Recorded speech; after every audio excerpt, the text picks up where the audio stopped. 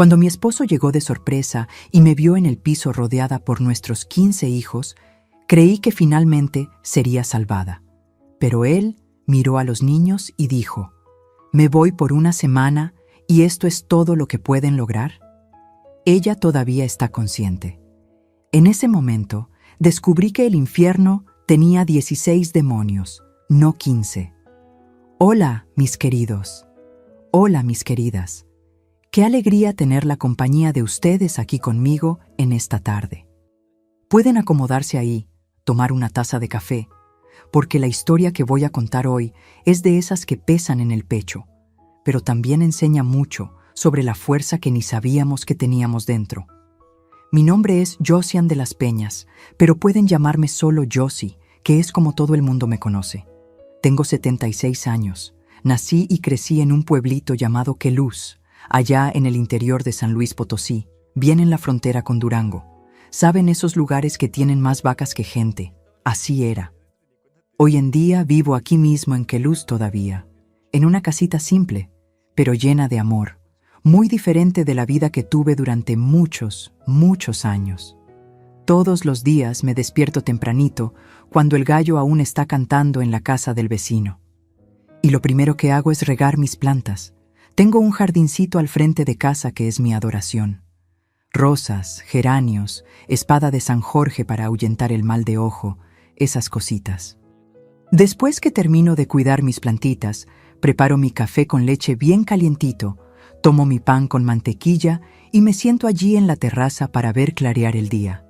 Es en esos momentos, mirando el cielo amaneciendo, que agradezco a Dios por cada día que vivo en paz.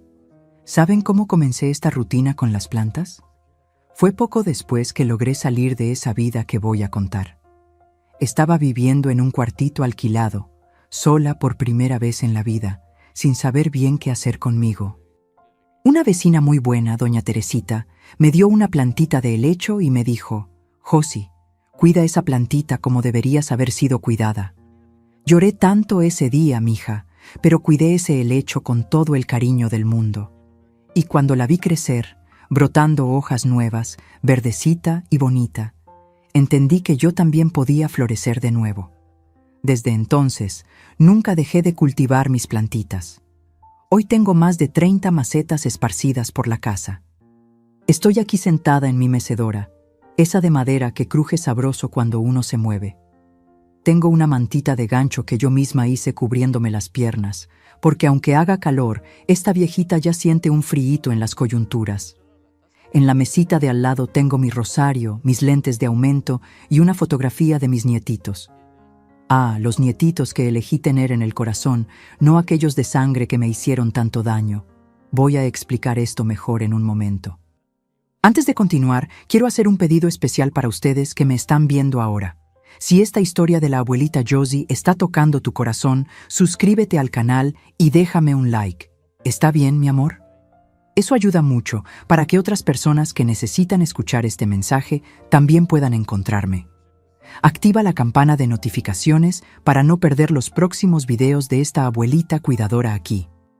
Ah, y cuéntenme aquí en los comentarios de qué parte de México están viéndome y a qué hora del día encontraron este video de la abuela.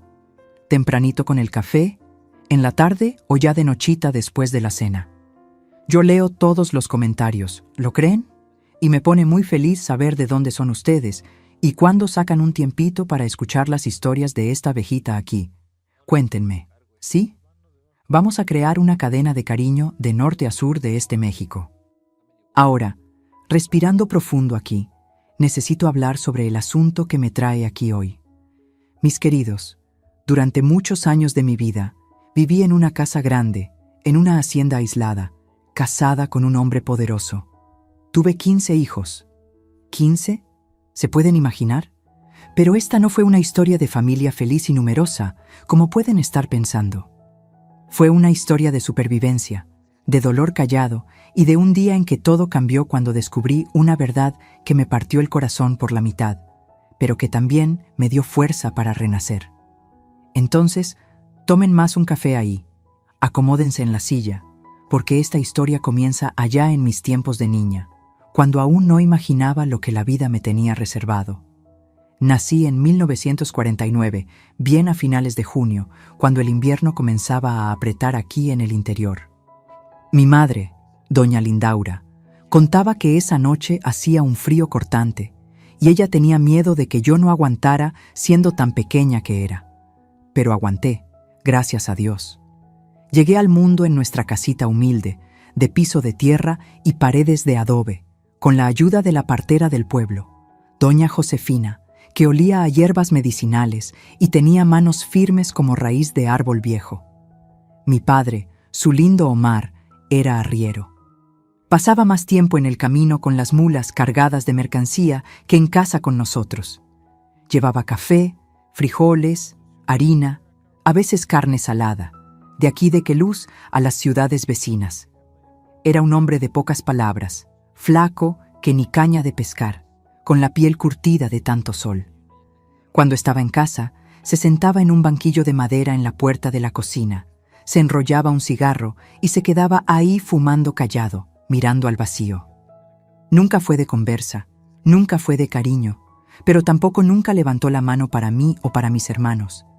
Era solo ausente, ¿saben? Como si fuéramos parte del paisaje de la casa, igual que la mesa, igual que las ollas colgadas en la pared. Mi madre era lo opuesto. Doña Lindaura era puro afecto, puro cuidado, bajita, rechoncha, con esas mejillas coloradas de quien vive cerca del fogón de leña.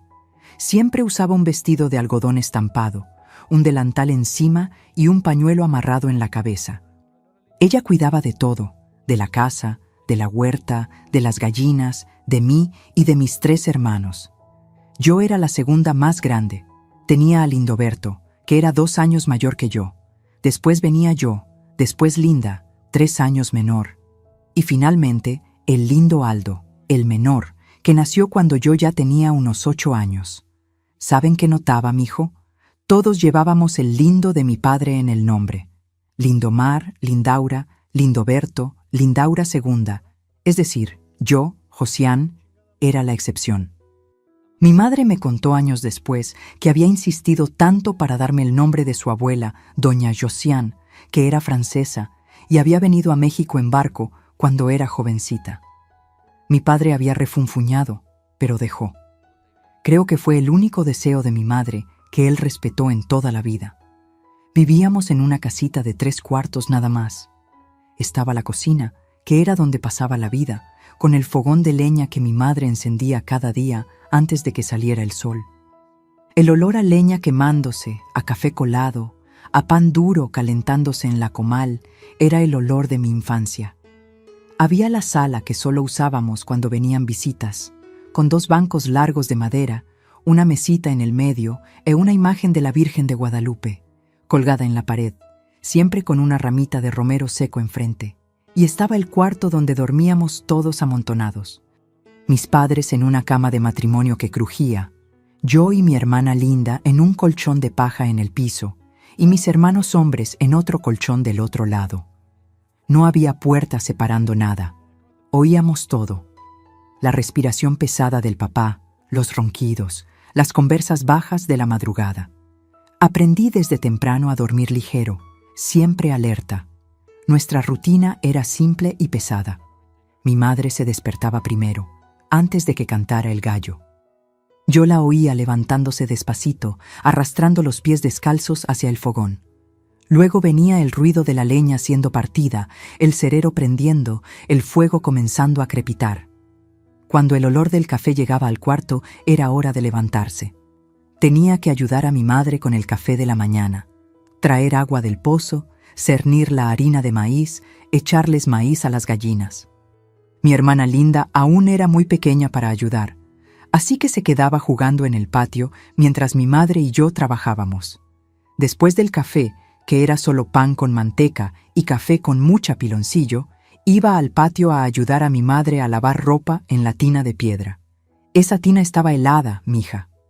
El agua venía directo del manantial que había detrás del cerro y era tan fría que dejaba los dedos duros y rojos. Pero fregábamos de todas formas, con ese jabón de ceniza que mi madre hacía, y exprimíamos con fuerza hasta que la ropa quedaba casi seca. Después la tendíamos en el cordel de alambre que mi padre había puesto entre dos árboles.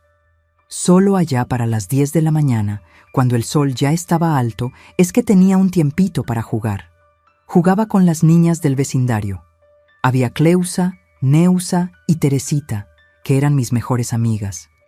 Hacíamos casitas debajo del árbol de níspero grande que había en el terreno de don Valdemar, el vecino.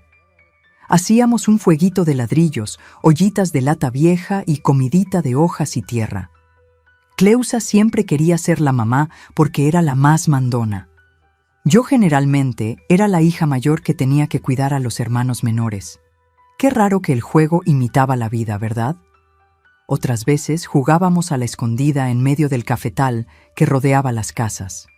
Corríamos entre los cafetos, nos escondíamos detrás de los árboles, gritábamos cuando nos atrapaban. Volvía para casa toda sucia de tierra roja, con hojas en el cabello, y recibía el regaño de mi madre. Pero valía la pena. Esos eran los únicos momentos en que me sentía niña de verdad, ¿saben? Ligera, libre, sin obligaciones. Hubo un día, debía tener unos 7 años, que Cleusa y yo encontramos un nido de pajarito caído en el piso. Había 3 huevitos azulitos ahí dentro, tan perfectos que parecían pintados. Nos quedamos encantadas. Llevamos el nido con cuidado hasta mi casa y mi madre nos ayudó a ponerlo en una cajita forrada con trapo cerca del fogón para mantenerlo calientito. Me quedé días cuidando esos huevitos, esperando que se abrieran, pero nunca se abrieron. Un día mi madre explicó, con esa voz suave que tenía, que los pajaritos adentro ya habían muerto, que sin el calor de la mamá, el pajarito no tenía cómo sobrevivir. Lloré tanto ese día. Lloré por los pajaritos, pero creo que también lloré por una tristeza que ni sabía explicar bien en esa época. Cuando cumplí 9 años, comencé a fijarme en cosas que antes pasaban desapercibidas. Me di cuenta de que mi madre siempre andaba cansada, siempre con esa expresión de quien carga un peso invisible. Me di cuenta de que cuando mi padre llegaba de viaje, ella se ponía tensa, hablaba bajito, se movía por la casa de puntitas, como si quisiera no ser notada. Mi hermano Lindoberto comenzó a parecer a mi padre, callado, serio, mandón conmigo y con Linda. Tenía solo 11 años, pero ya hablaba con nosotras de la manera que un hombre adulto habla con una mujer, dando órdenes, esperando ser obedecido. Una noche, debía tener unos 10 años. Me desperté con un ruido extraño viniendo de la alcoba de mis padres. Era mi madre llorando bajito, de esa manera sofocada de quien no quiere ser oída. Oí la voz de mi papá, gruesa e irritada. «Calla esa boca, lindura. Estás haciendo escándalo por nada». Después, silencio. Me quedé ahí acostada en mi colchón de paja, con el corazón apretado, sin saber qué hacer. A la mañana siguiente, mi madre tenía el ojo hinchado. Dijo que había chocado contra la puerta del ropero en la oscuridad, pero yo ya era grande lo suficiente para saber que la puerta del ropero no deja un moretón de esa manera. Fue más o menos en esa época que comenzaron las conversas sobre mi boda.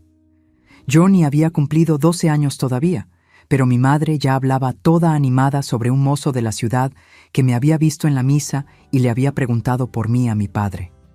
«Es un hombre de bien, Josie. Tiene tierras, tiene ganado, va a cuidarte bien».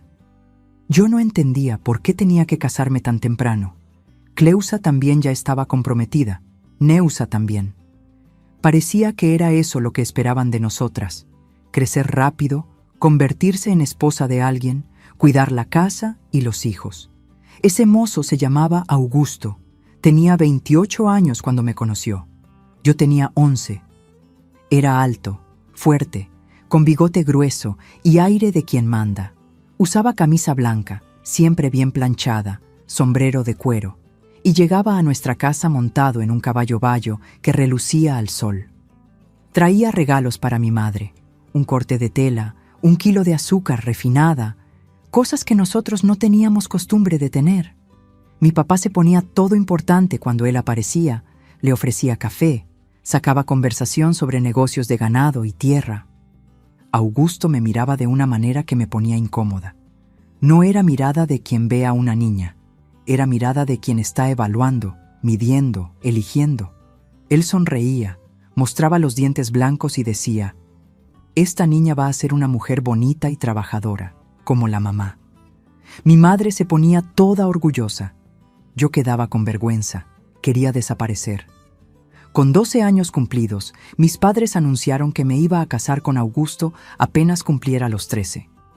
Dijeron que era una bendición, que tendría una vida buena, que nunca pasaría necesidad. Mi madre lloró el día que me lo contó, pero eran lágrimas de alegría. Ella dijo: «Tendrás todo lo que yo nunca tuve, mi hija. Una casa grande, ropa bonita, comida abundante». Yo quería preguntar: ¿y el amor, mamá? ¿Y las ganas de estudiar, de conocer el mundo? Pero no pregunté. Las niñas no preguntaban esas cosas en esa época. Me casé con Augusto 3 días después de cumplir 13 años, un jueves de mañana en la iglesia de Queluz. Era julio de 1962 y hacía un frío cortante. Recuerdo que temblaba en la puerta de la iglesia, pero no era solo del frío, mis queridos. Era de miedo. Miedo de salir de la casa de mi madre. Miedo de ese hombre que apenas conocía. Miedo de lo que vendría. Usé un vestido blanco que mi madre había cosido durante semanas, trabajando a la luz de la lámpara después de que todos dormían. Era simple, de algodón, con bordados en la basta y el cuello. Mi madre había llorado cuando me vistió esa mañana, arreglándome el cabello en un moño que jalaba mi cuero cabelludo. «Estás tan bonita, mi hija, tan mujer». Pero cuando miré en el espejito roto que ella sostenía, solo vi a una niña asustada, con los ojos muy grandes para la cara flaca. La ceremonia fue rápida. El padre Osorio habló unas palabras en latín que no entendí. Augusto me puso una sortija fina en el dedo. Era muy grande, se movía. Y listo. Yo era mujer casada, tenía 13 años y 2 semanas de vida. La hacienda de Augusto quedaba a unos 12 kilómetros de la casa de mis padres, en una región aún más aislada. Llegamos allá en carreta a media tarde. Recuerdo el portón de madera grande, el camino de tierra que subía entre los pastizales y la casa. Dios mío del cielo, esa casa era enorme comparada con la casita donde crecí. Tenía 2 pisos, 8 cuartos, terraza al frente y atrás. Estaba pintada de blanco, con ventanas azules, y tenía un patio inmenso rodeado de árboles de níspero, de guayaba, de limón. «Todo es tuyo ahora», dijo Augusto con ese aire de quien está dando una limosna valiosa. «Eres la dueña de esta casa. Vas a cuidarla bien, ¿verdad?» Asentí con la cabeza, aún atontada de todo aquello. ¿Dueña? Yo no me sentía dueña de nada. Me sentía como una muñeca que habían movido de repisa. En los primeros meses, Augusto era diferente a lo que yo esperaba. No era cariñoso, nunca lo fue, pero tampoco era violento, solo distante, ocupado. Se despertaba antes de que saliera el sol, salía a cuidar el ganado, las cercas, los negocios con otros hacendados. Volvía ya de noche. Comía en silencio la cena que yo preparaba con la ayuda de doña Ifigenia, la cocinera vieja, que ya trabajaba en la hacienda antes de mí, y después se sentaba en la terraza a fumar y tomar alcohol hasta la hora de dormir. La parte de la noche, mi hijo. La parte de la noche era lo que más me dolía. Él entraba al cuarto, apagaba la lámpara y hacía lo que un marido hace con su mujer. Pero no había conversación, no había cuidado. Era mecánico, rápido, doloroso. Yo me quedaba ahí acostada, mirando el techo oscuro, esperando que terminara. Cuando terminaba, él se volteaba de lado y dormía. Yo me quedaba despierta, con las manos apretando la sábana, sintiendo todo mi cuerpo doler y llorando bajito hasta que me dormía. Con 14 años, quedé embarazada del primer hijo. Augusto quedó feliz de una manera que nunca había visto. Llamó a los amigos para celebrar, mató un cerdo, hizo asado. «Va a ser varón», anunciaba a todo el mundo, golpeándose el pecho. «Va a ser mi heredero». Yo rezaba en silencio para que fuera niña. Pensaba que si era niña, tal vez él estaría menos interesado, me dejaría en paz por un tiempo. Pero nació varón. En mayo de 1964, después de un parto que duró casi 20 horas, nació Augustito, asimismo, pequeño de Augusto. Ni me preguntaron qué nombre yo quería darle. Augusto decidió y listo. Cuando pusieron a ese bebecito en mis brazos, sentí una cosa extraña. Era mi hijo, había salido de dentro de mí, pero al mismo tiempo parecía pertenecer más al papá que a mí. Augusto lo agarraba, lo levantaba para que todo el mundo viera. Decía, «Este va a ser fuerte como el papá, va a gobernar esta tierra algún día». Mal terminé el reposo y ya estaba embarazada de nuevo, y de nuevo, y de nuevo.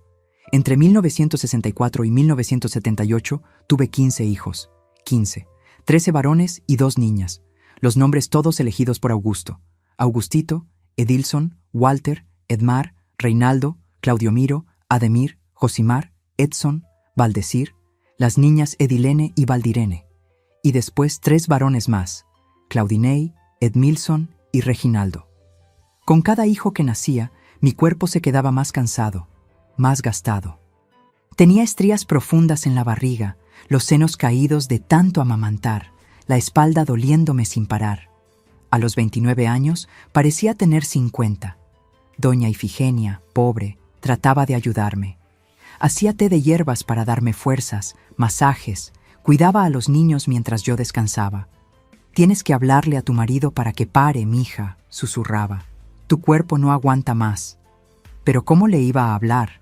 Los maridos no se podían contradecir, había que obedecerlos. Augusto gobernaba la casa con mano de hierro. Tenía reglas para todo. El café tenía que estar en la mesa exactamente a las 6 de la mañana. La camisa de él tenía que estar planchada sin una arruga. Los niños tenían que quedarse callados cuando él estaba en casa. «No quiero oír ruido de críos», decía. «Si oigo, quien recibe es tú». Y lo cumplía. Cualquier llanto, cualquier correría, cualquier pelea entre los niños, era yo quien recibía el regaño. A veces era solo regaño, esos que humillan, que dejan a uno sintiéndose menor que una hormiga. Otras veces, cuando había bebido más, eran chanclazos, eran tirones de cabello, eran empujones contra la pared. Pero lo peor, mis queridos, lo peor ni siquiera era lo que él hacía conmigo. Era lo que estaba enseñando a nuestros hijos. Yo veía claramente la semilla que estaba plantando en esos varones. Desde pequeños él repetía: «El hombre manda, la mujer obedece. El hombre es fuerte, la mujer es débil. Tienes que poner moral en tu casa, si no se vuelve caos». Augustito, el más grande, con 8 años, ya me hablaba de la manera que el padre hablaba. «Mamá, trae mi plato aquí. Mamá, calienta mi agua para el baño». No pedía, ordenaba. Cuando los varones llegaban a los 10, 12 años, empeoraba. Empezaban a imitar al papá en todo, en la manera de caminar, en la manera de hablar, en la manera de mirarme. Era como si dejara de ser mamá y me convirtiera en empleada, o peor, en un objeto que estaba ahí para servir, para limpiar, para cocinar, para recibir golpes cuando las cosas no salían como ellos querían. Había una cosa que pasaba y que me tardé en entender bien. Augusto viajaba mucho. Tenía negocios de ganado en varios pueblos de la región. Iba a Arellas, a Banano, a Silveiras. Se quedaba a veces una semana fuera. Yo creía que cuando él se iba a la casa iba a estar más ligera, más tranquila. En los primeros años así era. Pero conforme los varones fueron creciendo, todo cambió. La primera vez que me di cuenta de que algo estaba muy mal fue cuando Augustito tenía unos 15 años. El papá había viajado el lunes a Banano, iba a volver solo el sábado. El martes en la mañana yo estaba en la cocina preparando la comida. Frijoles, arroz, carne de cerdo en salsa. Los varones más grandes, Augustito, Edilson, Walter y Edmar, entraron en la cocina todos juntos. Tenían una expresión en la cara que me dio un frío en la espina dorsal. «Mamá, el papá dijo que cuando él no está, nosotros somos los que mandamos aquí». Augustito dijo, cruzándose de brazos. Ya era más grande que yo, fuerte, con cara de hombre hecho. «Claro, mi hijo», respondí removiendo la olla. «Ustedes son los hombres de la casa cuando el papá no está. Pueden quedarse tranquilos que yo cuido de todo bien, ¿verdad? Edilson continuó. Tenía 13 años. Nosotros no queremos solo que cuides. Queremos que obedezcas, como obedeces al papá. Mi corazón comenzó a latir más rápido. Pero si obedezco, mi hijo, ¿no obedezco? Fue ahí que Augustito se acercó, tan cerca que sentí el olor del sudor de él. Respondiste al papá la semana pasada. Lo oímos. Dijiste que estabas cansada. Al papá no le gustó. Hizo una pausa y sus ojos se pusieron duros. Nosotros no vamos a tolerar falta de respeto tampoco. Antes de que pudiera responder, Walter me sacó la cuchara de palo de la mano. Anda a la sala. Queremos conversa contigo. No era pedido, era orden. Mis niños, que había llevado en la barriga, que había amamantado, que había acunado para dormir, me estaban dando órdenes como si fuera su dueña. Fui a la sala con las piernas temblando. Me cercaron. 4 adolescentes mirándome desde arriba, haciéndome sentir pequeña. Y ahí, esa tarde de martes, con el sol entrando por las rendijas de la ventana y el olor de la comida quemándose en el fogón que dejé sin cuidado, mis hijos me enseñaron la primera lección de lo que sería mi vida de ahí en adelante. Augustito habló por casi 1 hora. Dijo que mientras el papá estuviera fuera, ellos eran responsables de mantener la disciplina en la casa, que yo tenía que obedecerlos igual que al papá, que si fallaba en alguna tarea, iban a corregir de la manera que el papá corregía. Los otros 3 se quedaron ahí alrededor, moviendo la cabeza, de acuerdo con cada palabra. Cuando terminaron de hablar, me mandaron volver a la cocina. El frijol se había rebosado, la carne se había pegado en el fondo de la olla. Limpié todo llorando, con las manos temblando tanto que rompí un plato. El ruido del plato quebrándose en el piso retumbó por toda la casa. Segundos después, oí pasos pesados viniendo hacia la cocina. «Mamá, ¿ahora estás rompiendo cosas?», dijo Edilson desde la puerta, con ese tono que me heló el alma. «Creo que aún no has aprendido». Y fue ahí, mis queridos, en ese momento, con mis hijos mirándome de esa manera, que entendí. El infierno acababa de comenzar, pero lo peor aún estaba por venir. Lo peor iba a ser descubrir de dónde exactamente habían aprendido qué hacer conmigo cuando el papá no estuviera cerca. Los años que siguieron fueron los más oscuros de mi vida, mis queridos. Si pudiera borrar alguna parte de mi memoria, sería ese periodo entre 1979 y 1985. Pero no se puede borrar, ¿verdad? Queda ahí grabado en el alma, pesado como una piedra en el pecho. El sistema que mis hijos crearon era simple y cruel. Cada vez que Augusto viajaba, y él viajaba cada vez más, a veces 2 veces al mes, los varones asumían el control de la casa. Al principio eran solo los 4 más grandes, Augustito, Edilson, Walter y Edmar. Pero conforme los otros fueron creciendo, fueron entrando al grupo también. Cuando llegó 1983, ya eran 9 adolescentes y hombres crecidos viviendo en esa casa. 9 contra 1. Ellos tenían reglas absurdas que cambiaban conforme su antojo. Un día tenía que servir la comida exactamente al mediodía. Si atrasaba 5 minutos, había consecuencias. Otro día, decidían que la ropa tenía que estar planchada y doblada de una forma específica, con el doblez volteado hacia adentro, no hacia afuera. Si me equivocaba, había consecuencias. La loza tenía que estar lavada y guardada antes de las 8 de la noche. El piso de la terraza tenía que estar barrido 3 veces al día. La comida no podía tener mucha sal, ni poca sal. Tenía que estar en el punto exacto que ellos querían. ¿Y saben cuál era la consecuencia, mi hijo? Era lo que ellos llamaban una sesión de corrección. Me llamaban a la sala de estar, la misma sala donde años atrás había recibido visita de mi madre, donde había una imagen de santo en la pared, donde debería ser un lugar de familia. Pero esa sala se había convertido en mi tribunal. Ellos se sentaban en los bancos y las sillas, formando un semicírculo. Yo me quedaba de pie en el medio. Augustito, que era el líder, siempre comenzaba. «Mamá, ¿la señora falló hoy? ¿Sabe dónde falló? A veces sabía, a veces no, pero no importaba mi respuesta.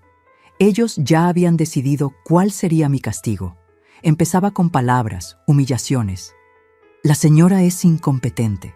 La señora no sirve ni para cuidar la casa. El papá debería haberse casado con otra mujer, una que sirviera. Cada palabra era como una bofetada. Yo me quedaba ahí con la cabeza gacha, mordiéndome el labio para no llorar, porque si lloraba decían que estaba dramatizando y empeoraba. Después de las palabras venían los castigos físicos, chanclazos. Ellos se sacaban el chanclo del pie y pegaban en mi espalda, mis piernas, mis brazos. No pegaban en la cara porque marcaba, y cuando el papá volvía iba a ver. Ellos tenían ese cuidado, ¿saben? Ese cálculo frío de cómo lastimar sin dejar evidencia visible. Cinturazos también. Edilson era el que más le gustaba usar el cinturón. Se lo enrollaba en la mano y lo tronaba en el aire antes de acertarme en la espalda. El sonido ya me hacía temblar antes de que llegara el dolor. Hubo una vez, era invierno de 1981, que quemé los frijoles.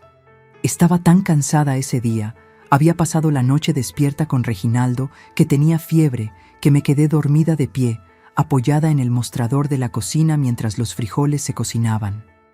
Cuando me desperté con olor a quemado, era demasiado tarde. La olla se había pegado, los frijoles se habían vuelto carbón. Los varones me llamaron a la sala. Eran 7 ese día. Los más grandes ya tenían 20, 19, 17 años.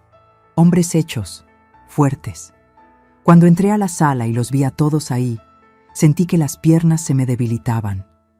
¿Quemaste la comida?, dijo Augustito con esa voz fría que había aprendido del papá. ¿Nos quedaremos sin almuerzo por tu culpa? ¿Te parece justo? No, mi hijo. Disculpa, hago otro rápido, te lo ruego. No vas a hacer nada, respondió Walter. La señora va a aprender a no desperdiciar comida. Agarró la olla quemada de la cocina, aún humeando, y la puso enfrente de mí. Come. Miré para él sin entender. ¿Cómo así, mijo? Come los frijoles quemados. Ya que la señora los hizo, la señora los come. Mis queridos, intenté explicar que no se podía, que estaban quemados de más, que iba a hacer daño, pero insistieron. Y cuando rehusé, sacaron el chanclo. Pegaron tanto ese día que me quedé 3 días sin poder acostarme boca arriba. Doña Ifigenia, pobre, lloraba mientras me pasaba pomada en las heridas. Esto no está bien, doña Josie. Esto no es manera de un hijo tratar a la mamá. ¿Pero qué podíamos hacer? Ella era empleada, yo era rehén. Ninguna de las dos tenía para dónde correr. Lo peor de todo, y esto me duele hasta hoy contarlo, era ver a mis 2 hijas creciendo en medio de aquello. Edilene y Valdirene, mis niñas. Rezaba cada día para que quedaran ciegas a esa violencia, para que no se acostumbraran. Pero ¿cómo no iban a acostumbrarse, verdad? Veían a los hermanos tratándome de esa manera, veían al papá tratándome de esa manera y fueron aprendiendo que era así como funcionaba. Que el hombre manda, la mujer baja la cabeza. Edilene, cuando cumplió 15 años, fue prometida a un hacendado de Silveiras, un hombre de 40 años, viudo, con 3 hijos. Intenté hablar con ella, intenté advertirle. Mi hija, no aceptes este casamiento, huye, vete, ve a vivir con tu tía a Guanajuato. Pero ella me miró con desprecio. Mamá, ¿la señora es débil? Yo no voy a ser débil como la señora. Me voy a casar con un buen hombre y voy a ser respetada. Se casó en 1982 y nunca más supe de ella. Dicen que desapareció años después. Hasta hoy no sé si está viva o muerta. Valdirene se fue de la casa a los 16. Huyó con un camionero que pasaba por la región. Dejó una nota debajo de mi almohada. Mamá, disculpa, pero no aguanto más esta casa. Prefiero arriesgarme allá que quedarme aquí. Cuando los varones descubrieron que ella había huido, ¿adivina quién recibió? Yo. Como si tuviera culpa de que mi hija huyera del infierno que ellos mismos habían creado. El aislamiento era completo. No podía salir de la hacienda. No había teléfono, no había carro, no había manera de pedir ayuda. Mi madre había muerto en 1980 de un derrame. Cuando fui al entierro, volví sabiendo que había perdido a la única persona en el mundo que realmente se importaba conmigo. Mi papá ya había muerto años antes. Mis hermanos tenían sus propias vidas, sus propios problemas. Nadie sabía lo que pasaba dentro de esa casa grande y bonita, rodeada de árboles frutales y pasto verde. Por fuera era paraíso, por dentro era infierno. Hubo un día que marcó mucho, mis queridos. Era el cumpleaños de Augustito en mayo de 1984. Estaba cumpliendo 20 años. Augusto había vuelto de viaje justamente para la celebración. Matamos un buey, hicimos asado, invitamos a media ciudad. La casa estaba llena de gente, de música, de risa. Yo servía a todo el mundo. Llevaba cerveza, llevaba carne, limpiaba mesa. Nadie notaba que iba cojeando. Había recibido un cinturazo en el muslo 2 días antes, porque la ropa de Edson no había secado a tiempo. Al final de la noche, cuando ya estaban todos borrachos, Augustito subió en una silla e hizo un discurso. Habló sobre el papá, sobre cómo era un hombre de respeto, un ejemplo. Habló sobre los hermanos, sobre cómo eran unidos y fuertes. Y después me miró y agradeció a mi mamá, que siempre cuidó de todos, que siempre mantuvo la casa en orden. Todo el mundo aplaudió. Yo forcé una sonrisa, asentí. Por dentro estaba sangrando. Más tarde, esa noche, cuando los invitados se fueron, Augusto me llamó al cuarto. Creí que iba a querer lo que un marido quiere, pero no. Se sentó en la orilla de la cama, encendió un cigarro y dijo: «Estás muy flaca, Josiane. Pareces enferma. La gente comentó. Eso me deja mal visto, ¿entiendes? Tienes que cuidarte más». Me quedé callada. Continuó: «Y los varones dijeron que andes faltando en las obligaciones cuando no estoy. Eso no puede seguir. No puedo viajar preocupado, pensando que la casa se va a volver un caos». Respiré profundo y me atreví. «Augusto, los varones, ellos son muy duros conmigo. Me tratan mal cuando tú te vas». Dio una fumada larga al cigarro, me miró y rió. No fue risa de alegría, fue risa de escarnio. «Duros, Josiane, ellos son hombres. Los hombres necesitan aprender a mandar y tú necesitas aprender a obedecer, que es tu papel». Apagó el cigarro en el cenicero y se levantó. «Si no aguantas, el problema es tuyo». Bien directo. Esa noche, acostada en la oscuridad, entendí una cosa terrible. No había salvación, no había para dónde correr, no había nadie que fuera a escucharme. El mundo entero pensaba que tenía una vida bendecida, casada con un hombre rico, 15 hijos sanos, casa grande. ¿Quién iba a creer que dentro de esas paredes yo era menos que nada? Que mis propios hijos, que había engendrado y criado, me trataban como animal de carga que recibe palos cuando no trabaja bien. Comencé a tener pensamientos feos, pensamientos de acabar con todo de una vez. Miraba el pozo profundo en el patio y pensaba: ¿dará tiempo de llenar los pulmones de agua antes de que alguien me saque? Miraba el cuchillón grande de la cocina y pensaba: ¿va a doler mucho? Pero después venía la culpa, la religión que mi madre me había metido en la cabeza desde pequeña. El suicidio es pecado mortal, Josie. Quien se mata va al infierno. Y yo pensaba: ya estoy en el infierno. ¿Habrá alguno peor que este? En 1985 tenía 36 años, pero parecía tener 60. Mi cabello había comenzado a volverse gris. Mis dientes se estaban cayendo. Había perdido 3 ya. Mi piel estaba amarillenta, llena de moretones que nunca desaparecían completamente. Pesaba 43 kilos. Doña Ifigenia me obligaba a comer, ponía el plato enfrente de mí y se quedaba ahí hasta que terminara. «Necesitas fuerzas, doña Josie, necesitas aguantar». ¿Aguantar para qué?, pensaba. Pero comía mecánicamente, sin saborear nada. Fue ese año cuando pasó lo peor. El momento que hasta hoy, cuando cierro los ojos, aún me hace temblar.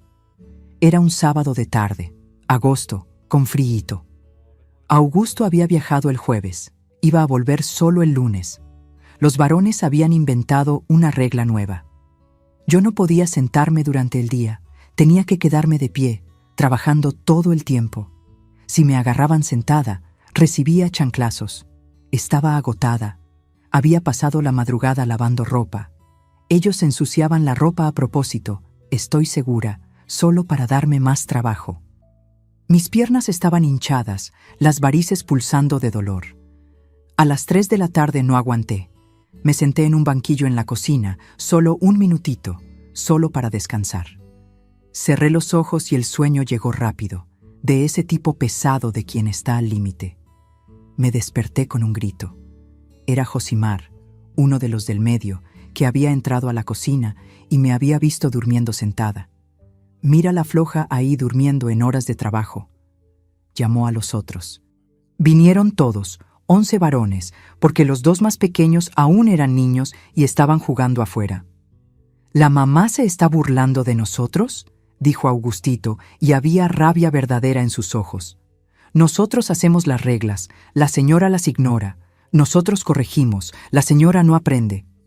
Creo que hemos sido muy suave». Miró a los hermanos. «Hoy va a aprender de verdad».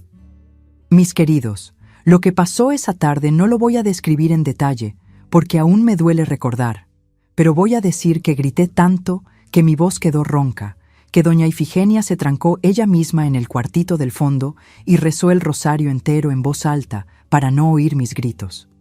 Que cuando terminó, yo estaba en el piso de la cocina, encogida, con todo el cuerpo doliendo, la boca sangrando y con la certeza de que me iba a morir ahí en esa casa y nadie iba a llorar por mí. Pero no morí. El cuerpo aguanta más de lo que uno imagina, ¿saben? Me quedé 3 días en cama. Doña Ifigenia me cuidó. Escondió de los varones que yo no podía levantarme. Les dijo que tenía fiebre, que tenía gripe fuerte, que necesitaba reposo. Ellos ni se importaron. Mientras yo estaba acamada, ellos comían la comida que doña Ifigenia hacía y la encontraban óptima de no tener que aguantar mi incompetencia. Cuando Augusto volvió el lunes, yo ya me había arrastrado fuera de la cama. Estaba de pie, preparando la cena, fingiendo que estaba todo bien. Él ni preguntó cómo había sido la semana. Comió, elogió la comida e iba a la terraza a fumar. Una semana más normal en la hacienda del horror. Fue después de ese episodio que algo comenzó a cambiar dentro de mí. No era esperanza, no. Esperanza ya no tenía. Era rabia. Una rabia fría guardada allá en el fondo. Una rabia que decía, no voy a morir aquí. No voy a darles ese gusto. No sabía cómo iba a salir de ahí. Pero sabía que algún día, de alguna manera, me iba, aunque fuera el último acto de mi vida. Septiembre de 1985 llegó con ese calor seco que deja la tierra agrietada y la garganta áspera. Había pasado 3 semanas desde ese episodio terrible en la cocina, y yo aún sentía dolor en las costillas cuando respiraba profundo. Pero seguía de pie, seguía trabajando, seguía sobreviviendo. Era lo único que sabía hacer, sobrevivir un día más. Augusto había viajado de nuevo. Esta vez a Banano para resolver una cuestión de escritura de tierra. Dijo que iba a tardar una semana, tal vez 10 días. Cuando oí eso, el estómago se me embraveció. 10 días. 10 días sola con ellos. 10 días de sesiones de corrección, de humillaciones, de dolor. Recé bajito. Dios, dame fuerzas. Solo eso. Solo fuerzas para aguantar. Los primeros días fueron como siempre. Reglas absurdas, trabajo sin fin, castigos por cualquier cosita. El martes, Claudio dijo que la camisa de él olía mal. No olía. Yo había lavado bien, planchado, doblado, pero él dijo que olía. Entonces, olía. Recibí 3 chanclazos. El miércoles, Valdecir encontró que la carne del almuerzo estaba dura. Recibí más chanclazos y me quedé sin comer, como castigo por desperdiciar buena comida. El jueves, Edson se tropezó con una escoba que yo había dejado apoyada en la pared. «¿La mamá me quiere matar? ¿Quieres que me quiebre la cara?», gritó. y allá fui de nuevo a la sala de estar. Pero fue el viernes cuando todo cambió. Fue el viernes cuando la gota derramó el vaso y la copa que ya estaba rota se hizo añicos de una vez. Era fin de tarde. El sol ya se estaba metiendo, pintando el cielo de ese naranja medio púrpura que siempre me recordaba mi infancia. Yo estaba en la cocina terminando de lavar la loza de la cena. Mis manos estaban rojas e hinchadas del agua caliente, las uñas rotas de tanto fregar ollas. Doña Ifigenia se había ido más temprano. Ella vivía en una casita en los fundos de la hacienda, pero los viernes visitaba a su hermana en la ciudad y solo volvía el sábado en la mañana. Los varones estaban todos en la sala jugando baraja y tomando cerveza. Oía sus risas, los gritos cuando alguien ganaba la mano. Parecía una reunión normal de hermanos, ¿saben? Si alguien de afuera viera, creería que era bonito. Hermanos unidos divirtiéndose. Nadie iba a imaginar lo que pasaba en esa casa. Terminé la loza, me sequé las manos en el delantal y fui a la sala para avisar que me iba a dormir. Siempre hacía eso. Pedía permiso para dormir, como si fuera una niña y ellos fueran mis papás. Con su permiso, mis hijos, ¿puedo ir a descansar? Augustito me miró por encima de las cartas. Tenía una expresión extraña en la cara, una mezcla de diversión y crueldad. Espera ahí, mamá. Queremos hablar contigo. Mi corazón se disparó. Conversa nunca era buen signo. ¿Qué pasó, mi hijo? Tiró las cartas en la mesa y se levantó. Los otros hicieron lo mismo, uno por uno, hasta que estaban todos de pie, rodeándome. Eran 10 esa noche. Reginaldo, el menor, estaba durmiendo. 10 hombres adultos, fuertes, altos, y yo, pequeña, flaca, cansada. Edilson comenzó. Estábamos aquí conversando y creemos que la señora anda muy relajada. Falla demasiado. Todos los días hay algo mal. Me esfuerzo, mi hijo. Juro que lo intento. Calla la boca, cortó Walter. No te preguntamos nada. Nosotros hablamos, tú escuchas. Me quedé en silencio, temblando. Augustito continuó. Decidimos que hoy la corrección va a ser diferente, más educativa para que aprendas de una vez por todas. Fue cuando Edmar salió de la sala y volvió cargando un balde lleno de agua. Mis queridos, cuando vi ese balde, algo dentro de mí gritó, ¡peligro! ¿Qué van a hacer?, pregunté. Mi voz salió delgada, asustada. Nada de más, mamá, dijo Augustito con una sonrisa que no llegaba a los ojos. La señora va a quedarse de rodillas aquí, sosteniendo este balde hasta que decidamos que ya aprendió. Parece poco, ¿verdad? Un balde de agua. Pero mis queridos, ese balde pesaba, y quedarse de rodillas en el piso de tabla dura, con las rodillas que ya dolían de tanto trabajar, con los brazos extendidos sosteniendo el peso, era tortura. Me arrodillé. Agarré el balde, estiré los brazos para el frente, como me dijeron. Al principio aguantaba, pero después de 5 minutos los brazos comenzaron a temblar. Después de 10, el dolor era como fuego subiendo desde las muñecas hasta los hombros. Después de 15, estaba llorando, implorando. Por favor, mis hijos, no aguanto más. Aguanta sí, dijo Edilson, tomando de la cerveza suya tranquilamente. Mujer aguanta mucho, la señora misma lo dice. Cuando el balde cayó, porque cayó, mis brazos no aguantaban más. El agua se esparció por todo el piso. Los varones explotaron. Mira lo que hiciste, mojaste todo. Ahora vas a tener que limpiar durante horas. Me dieron un trapo y me mandaron enjugar el piso, de rodillas aún, arrastrando el trapo mojado, fregando cada tabla. Mis lágrimas caían en el piso junto con el agua del balde. Estaba en mi límite absoluto. Y fue ahí, en ese momento, enjugando ese piso, oyendo las risas de mis hijos, que tuve un pensamiento que nunca había tenido antes, un pensamiento claro, cristalino, que cortó toda la confusión de mi mente. Prefiero morir intentando salir de aquí que morir aquí dentro. Terminé de limpiar. Me mandaron a la cocina a hacer café fresco. Fui con las piernas bambas, con todo el cuerpo doliendo. Puse el agua a hervir, puse el polvo en el colador, y mientras el café goteaba, me agarré de la orilla del fogón y pensé, ¿cómo? ¿Cómo salgo de aquí? No tenía dinero, no tenía para dónde ir, no conocía a nadie que pudiera ayudarme. Mi familia entera había muerto o desaparecido. Los vecinos eran amigos de Augusto. La ciudad entera lo respetaba y creía que yo tenía suerte de ser su esposa. Si huía, me iban a buscar, me iban a traer de vuelta. Y entonces, Dios mío, ¿qué me harían? Llevé el café a la sala, serví a cada uno. Cuando llegué cerca de Augustito, mi mano tembló y derramé un poquito en la mesa. Fue sin querer. Juro por Dios que fue sin querer. Pero él no se importó. Se levantó de un salto, agarró la taza aún caliente y tiró el resto del café en mi blusa. Grité de dolor. El café quemó mi barriga, mi pecho. Corrí a la cocina, me saqué la blusa, me eché agua fría. La piel quedó roja, ardiendo. Me desmoroné en el piso. Ahí mismo sollozo tan fuerte que no podía parar. Todo el dolor de esos años salió de una vez.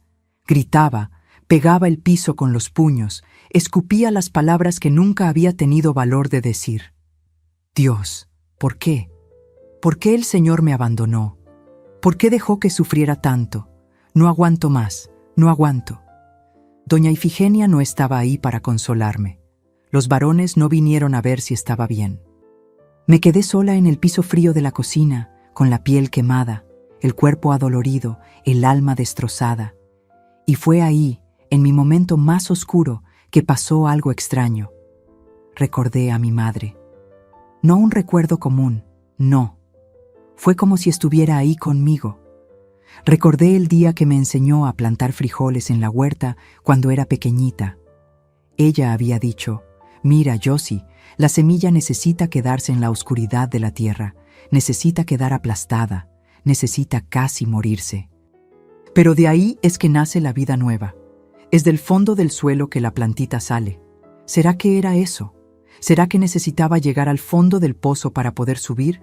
¿Será que Dios no me había abandonado? ¿Pero estaba esperando que encontrara una fuerza que ni sabía que tenía? Me levanté de ese piso, me lavé la cara en agua fría, me puse pomada en la quemadura, me puse otra blusa y tomé una decisión. Me iba. No sabía cuándo, no sabía cómo, pero me iba. Iba a esperar el momento indicado, iba a juntar fuerzas y me iba, aunque me muriera en el intento. En los días siguientes comencé a prestar atención a cosas que nunca había prestado. Dónde Augusto guardaba el dinero. Cuándo los varones dormían más profundo. Cuál puerta hacía menos ruido. Comencé a esconder comida. Un pedazo de pan aquí, un plátano allá, lo envolvía en un trapo y lo escondía debajo del colchón. Comencé a pensar en rutas. Si salía por la madrugada, por el camino de los fundos, ¿llegaba a la vila antes de que saliera el sol? Le conté a doña Ifigenia. Una mañana de domingo, cuando los varones habían salido a pescar y yo estaba ayudándola a pelar yuca, susurré. «Doña Ifigenia, me voy». Ella paró de pelar y me miró con esos ojos viejos y sabios. «¿Cuándo?» «No sé aún, pero me voy. La señora no me va a delatar, ¿verdad?» Agarró mi mano con fuerza. «Rezo cada día para que tengas valor de irte, mija. Y cuando te vayas, voy a decir que no vi nada, que me desperté y habías desaparecido. Pero ten cuidado, ellos son peligrosos». «Lo sé», dije, «pero quedarse aquí es más peligroso todavía». Augusto volvió el domingo siguiente, después de 10 días de viaje. Estaba cansado, sucio de camino, con ese olor a sudor y humo de cigarro. Entró a la casa, saludó a los hijos e iba directo a bañarse. Yo preparé la cena. Pollo con arroz y aderezo, de la manera que a él le gustaba. La mesa estaba arreglada, la comida estaba buena, todo certero. Cenamos en silencio. Después de la cena, fue a la terraza a fumar. Yo comencé a lavar la loza. Mi mente estaba a 1000. ¿Podría irme esta semana o espero un poco más? ¿Y si algo sale mal? ¿Y si me atrapan? Estaba tan perdida en mis pensamientos que no oí cuando entró a la cocina. Solo me di cuenta cuando habló bien detrás de mí. Josiane, los varones dijeron que necesitas corrección. Me heló. Giré lentamente. Estaba ahí apoyado en el marco de la puerta, con los brazos cruzados y esa expresión que conocía tan bien. Yo me he esforzado, Augusto. Juro que he intentado. Respondió. Dicen que andes respondona, perezosa, incompetente. Dio un paso hacia mi dirección. Creo que he sido muy suave contigo. Y fue en ese momento, mis queridos, que hice algo que nunca había hecho. Algo que selló mi destino de una vez por todas. Lo miré a los ojos y dije, no aguanto más, Augusto. No aguanto más. No aguanto más ustedes. Me están matando poco a poco. El silencio que siguió fue pesado como plomo. Augusto me encaró, procesando lo que acababa de decir, y después, para mi sorpresa, rió. Pero no era risa de alegría, era risa de quien acababa de descubrir algo muy interesante. ¿De verdad?, dijo, destilando veneno. Entonces, mañana cuando me vaya de nuevo, me voy a Arellas a resolver un negocio. Tú vas a tener la oportunidad de mostrarles a los varones cómo sí aguantas bien. Se acercó más hasta sentir su aliento en mi cara. Y cuando vuelva, nosotros conversamos sobre esa lengua suelta tuya. Salió de la cocina. Me quedé ahí parada, temblando. ¿Qué había hecho? ¿Por qué abrí la boca? Ahora iban a ser peor aún. Pero algo dentro de mí había cambiado. Había dicho la verdad. Por primera vez en más de 20 años de casamiento, había hablado lo que sentía. Y no importaba el precio que fuera a pagar. Ya estaba decidida de todas formas. Me iba a esperar que viajara. Iba a esperar una oportunidad y me iba. No sabía que la oportunidad llegaba más rápido de lo que imaginaba. No sabía que el propio Augusto iba a darme sin querer la llave de mi liberación, y no sabía que antes de irme iba a descubrir una verdad tan terrible que cambiaría todo lo que creía saber sobre esa casa y esa familia. El lunes en la mañana, Augusto salió para Arellas. Dijo que iba a tardar unos 5 días. Tenía que resolver cuestión de documento de tierra, firmar papeles en la notaría. Cuando la camioneta de él desapareció en la curva del camino, levantando esa polvareda roja que tardaba en bajar, respiré profundo. 5 días. Tenía 5 días para aguantar una ronda más de tortura con mis hijos y después me iba. Pasé el lunes y el martes enteros preparando todo. Escondí más comida. Tenía ya unos 3 panes duros, 2 plátanos, un pedazo de queso envuelto en trapo. Agarré una bolsa de tela vieja y la escondí debajo del colchón junto con una muda de ropa. Por la noche, cuando todos dormían, me quedaba despierta planeando. Iba a salir en la madrugada del sábado. Los varones siempre bebían mucho el viernes en la noche. Dormían hasta tarde el sábado. Iba a tener tiempo de llegar lejos antes de que se dieran cuenta de que me había ido. Doña Ifigenia me ayudaba de la manera que podía. El miércoles en la mañana me dio un dinerito que había guardado. No eran mucho, eran 20 pesos viejos, arrugados. Pero dijo, «Toma, mi hija. Dios sabe que quisiera darte más, pero es lo que tengo». Lloré abrazada a ella. «La señora es la única persona buena en esta casa», dije. Apretó mi cara con sus manos callosas y respondió, «Tú también eres buena, doña Josie, demasiado buena para esta gente. Vete y no mires hacia atrás». Los varones durante esos días fueron peores que nunca. Era como si supieran que el papá iba a tardar más esta vez y quisieran aprovechar. El martes me hicieron quedarse de rodillas en el maíz. Esparcieron granos de maíz duro en el piso de la terraza y me mandaron estar de rodillas ahí por 1 hora. Mis rodillas sangraron, quedaron moradas, hinchadas. El miércoles, Valdecir inventó que la sopa estaba sin sal, tiró el plato al piso y me mandó limpiar. Con la lengua, mis queridos. Pasé la lengua por ese piso inmundo, tragando humillación junto con tierra y sopa derramada, porque yo sabía más 3 días, solo más 3 días, y nunca más iba a tener que hacer esto. Llegó jueves. Me desperté con un peso extraño en el pecho, una sensación mala que no conseguía explicar. Recé más de lo normal, pedí protección a la Virgen de Guadalupe, hice el café, di de comer a los varones, lavé ropa, barrí la casa. Rutina normal, pero ese peso no se iba. Era mediodía cuando pasó. Yo estaba en la cocina preparando la comida. Frijoles con chorizo, arroz blanco, nopales y salsa. Doña Ifigenia estaba a mi lado, cortando los nopales bien finitos, de la manera que los varones querían. Conversábamos bajito sobre cosas bobas, el tiempo que estaba haciendo más calor, el árbol de níspero que estaba lleno de fruta, cosas normales que me hacían olvidar por un minutito del infierno que vivía. Los varones estaban todos en la sala de estar. Oía el ruido de ellos, risas, conversas altas, alguien moviendo el mueble. Estaban haciendo la sesión de disciplina de ellos, como la llamaban. Solo que esta vez no era conmigo. Era con Reginaldo, el menor, que había sido atrapado robando dulce de la despensa. Lo estaban enseñando a no robar. Oía el lloro del niño, los gritos de los hermanos más grandes. Mi corazón sangraba, pero ¿qué podía hacer? Si interfería, iban a ser peores con él y conmigo también.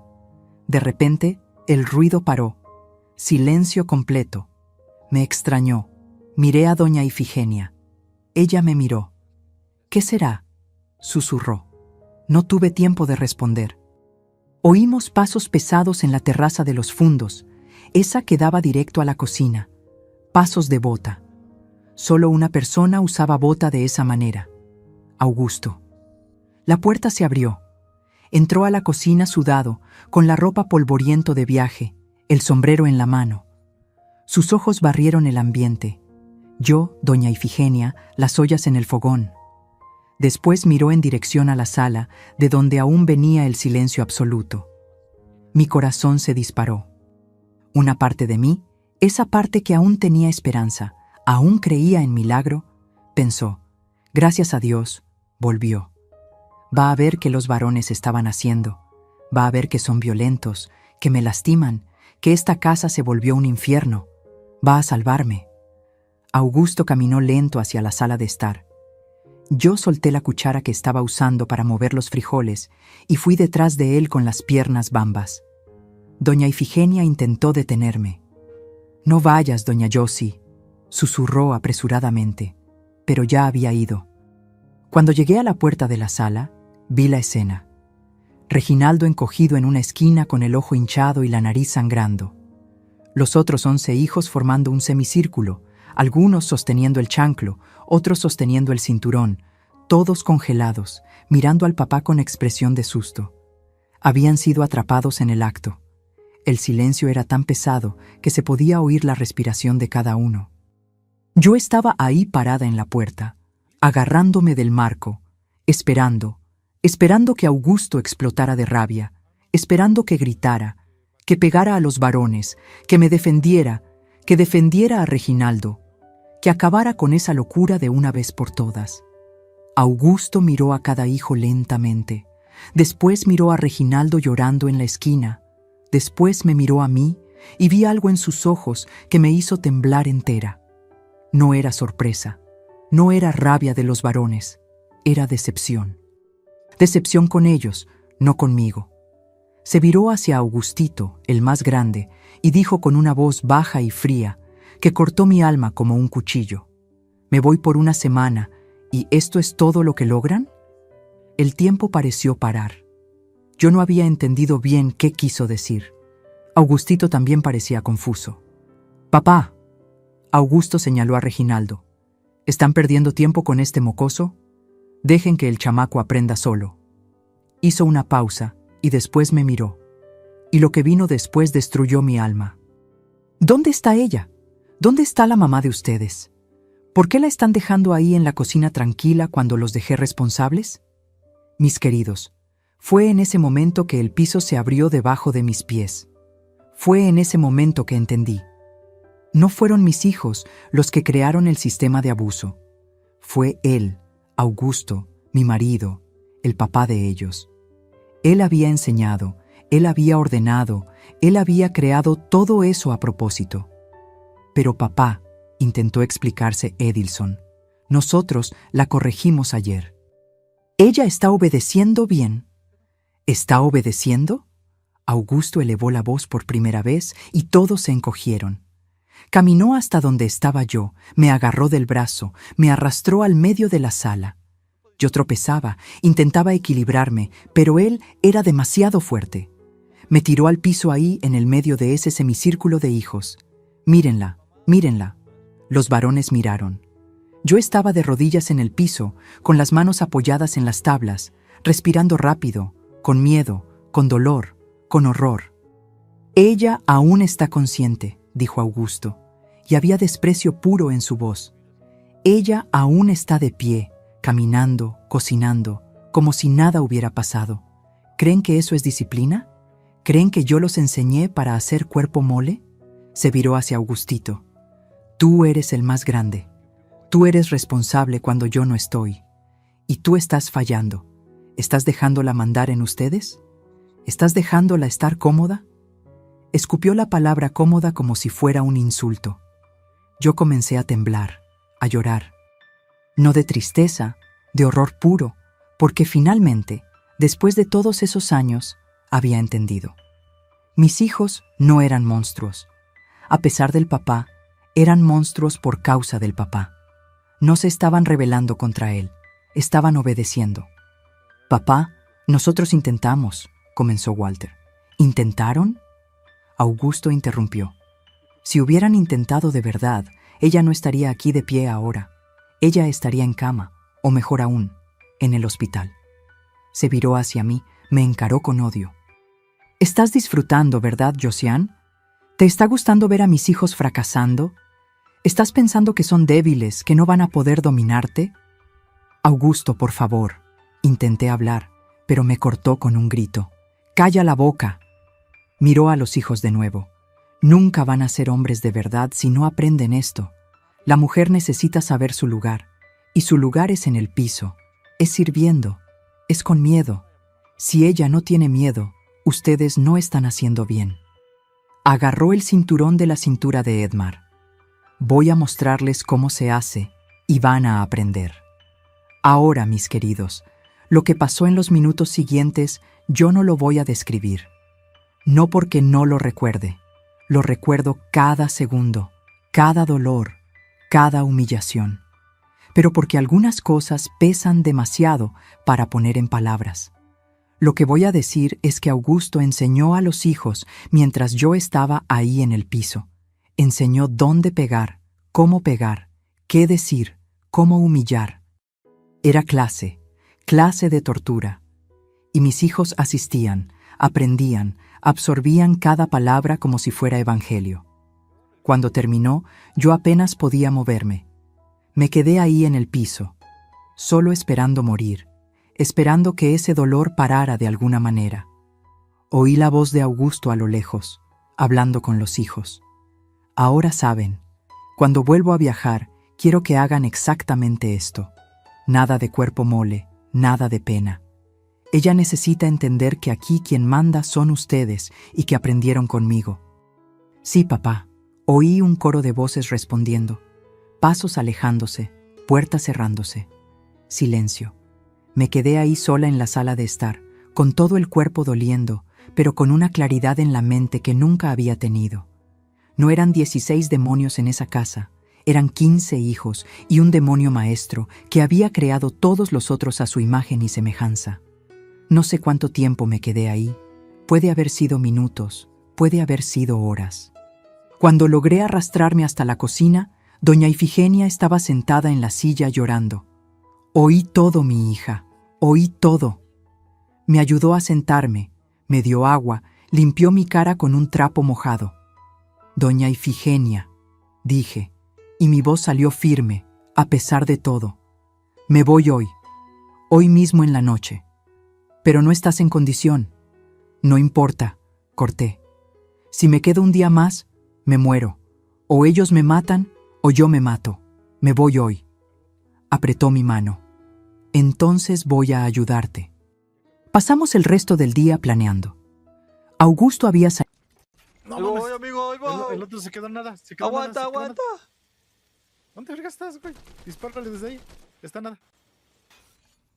No, estoy cargando. Su pinche madre me quedé sin balas. Atínale, güey. Ah, ¿verdad, puto? Me caí. No, güey, te habías quedado ahí arriba. No, pues estoy aquí contigo. ¿Dónde está? Ven, ven, ven. Acá debe estar de este lado. Iji. Vámonos a la verga. No, ya, espera, ahí quédate, ahí déjame, ahí déjame. Espérate, no. Tú chíngate ese güey, chíngate ese güey. Chíngate ese güey. No lo veo, Va la a neta, abrir, va güey. a abrir. Súbete, súbete al carro a recuperarte tú solo. Es lo que voy a hacer. Y no veo que lo hagas. ¿Qué es eso? Ya se fueron, ¿no? No, güey, pues bajé al güey que estaba aquí. Ya no los veo.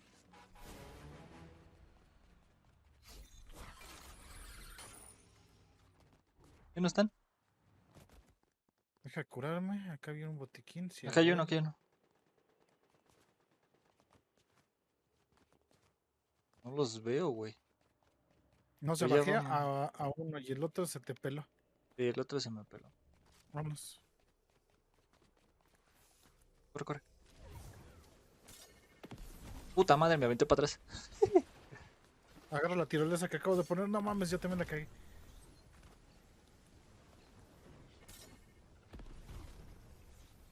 Puta zona, ¿qué pedo? Está corriendo muy rápido. Es lo que estoy viendo, entonces ni por qué. Ya entré. Va muy rápido, ¿no? La pinche zona pedorra. ¿Qué pasa de ver? Aquí está ese güey, por aquí está. Están ahí enfrente construyendo. ¡Ay, güey! Me bajó. Está aquí arriba de la casa. ¡No mames! Tienes al otro del otro lado. Me sacó, creo. ¿Neta? No, aquí estoy. Verga, no Está traigo arriba de la vida. casa. Sí, no traigo vida. Vete.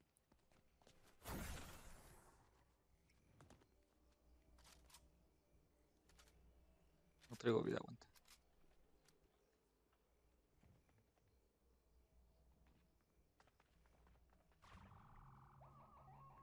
¿Te estás curando tú?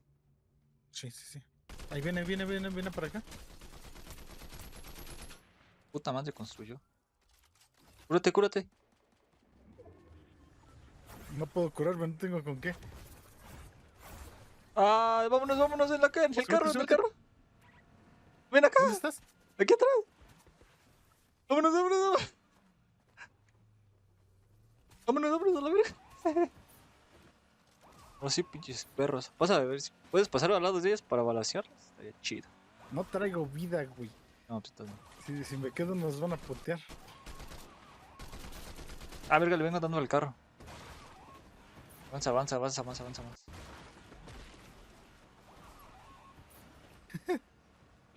Vámonos a la verga.